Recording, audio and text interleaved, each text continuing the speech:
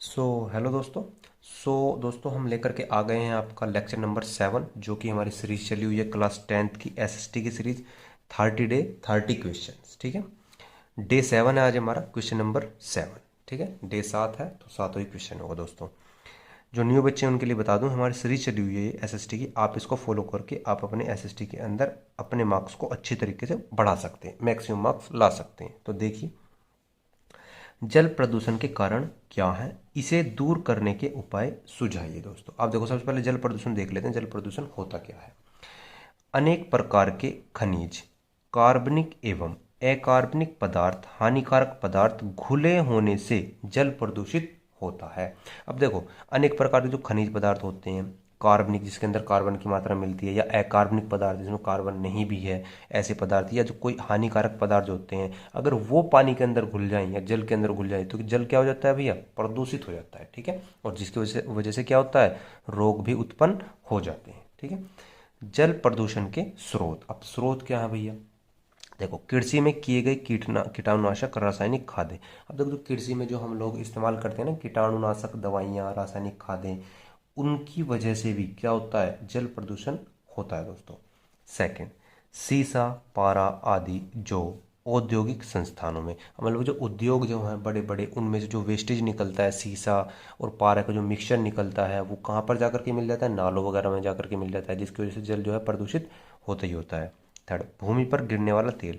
अब जो देखो, जो भूमि पर तेल गिर जाता है, मान लो पेट्रोल है, ठीक है, पेट्रोल है, पेट्रोलियम जो होता है वो, उसमें अगर भूमि पर तेल गिर जाए, या तेल का जो बड़े बड़े वो होते हैं ना टैंक हैं, वहाँ से अगर तेल जमीन पर गिर जाए तो वो तेल क्या होता है? वाष्प के रूप में उड़ जाता है, और उड़ करके फिर वो क्या करता है? जो आपके नदी नाले होते हैं वहाँ पर वर्षा करके उस जल को प्रदूषित कर देता है। दोस्तों क्योंकि उसके अंदर हानिकारक पदार्थ होते हैं उन तेल के अंदर। फोर्थ, रेडियोधर्मी पदार्थ जो कि परमाणु विस्फोटों से, समझ रहे हो, निकलते हैं। अब जो देखो, रेडियोधर्मी पदार्थ जो होते हैं, जो परमाणु विस्फोट होते हैं उनकी वजह से जो निकलते हैं, और जल में मिलने की वजह से वो जल को प्रदूषित बनाते हैं। पांचवा, वाहित मल जो मनुष्य द्वारा जल प्रवाह में कर दिया जाता है, मतलब कि वाहित मल का जो खुले में शौच आपने सुना होगा, ठीक है जी, जो मनुष्य द्वारा जल प्रवाह में ऐसे ही बहा दिया जाता है। ठीक है, अब आ जाओ भैया, इसके उपाय क्या हो सकते हैं? जल प्रदूषण की रोकथाम के उपाय क्या हो सकते हैं, अब हम वो देखते हैं। दोस्तों देखो, कूड़ा करकट, सड़े गले पदार्थ को जितना भी इकट्ठा होता है, कूड़ा करकट, उनको हम शहर से बाहर जाकर के गड्ढों में अगर दफना दें तो वो ज़्यादा अच्छा होता है। उससे जो कूड़े का वो निपटारा भी हो जाता है और कोई प्रॉब्लम भी उसमें नहीं होती है। सेकंड, सीवर का जो जल होता है, जो सीवर का जल होता है, उसको सबसे पहले दोष रहित करो। ठीक है, टेक्निक होती है दोष रहित करने की, और फिर उसको नदियों नालों में छोड़ दीजिए।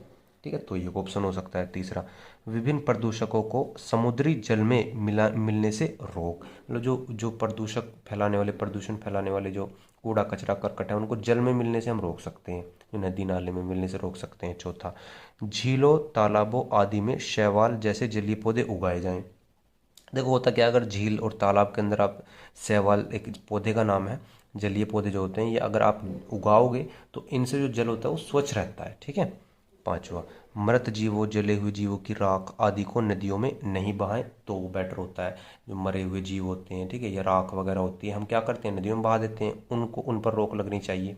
छठा, स्वच्छ जल के दुरुपयोग को रोका जाना चाहिए। जो स्वच्छ जल होता है उसका भी हम काफ़ी दुरुपयोग करते हैं। आप देखते हैं जैसे कि आपने देखा भी है कि जल बचाओ है, ये जो ये चले हुए हैं स्लोट, तो ये जो स्वच्छ जल होता है उसको भी हमें दुरुपयोग नहीं करना चाहिए, उसका भी सही इस्तेमाल करना चाहिए। दोस्तों तो दोस्तों आई होप आपको ये क्वेश्चन समझ में आ गया होगा। ठीक है, एक बार आप अच्छे से खुद से देख लीजिएगा, आपको ये समझ में आ जाएगा। तो मिलते हैं अगले क्वेश्चन में।